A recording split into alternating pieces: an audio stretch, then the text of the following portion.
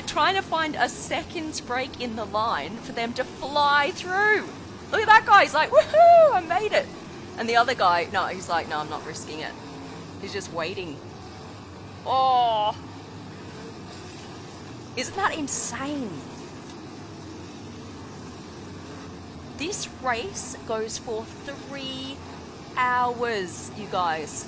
Imagine maintaining that kind of concentration for 3 hours. This is nuts. Look at that. They get a slight break. Through they go. They actually use the cars on either side of them as barriers. If one of them starts driving, then the other one's like, okay, if something happens, he'll get hit first. Wow.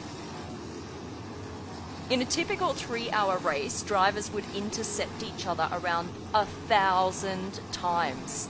That's 1,000 opportunities for disaster. Look at this.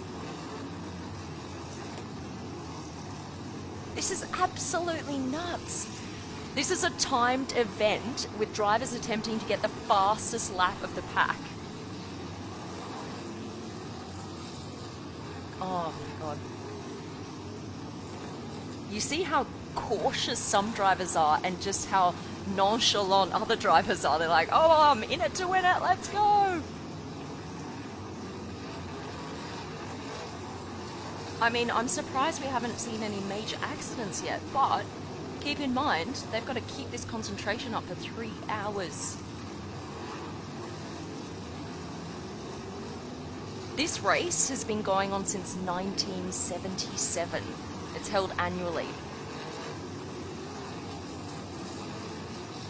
28 cars start the race, but if someone drops out, then another car can join the pack.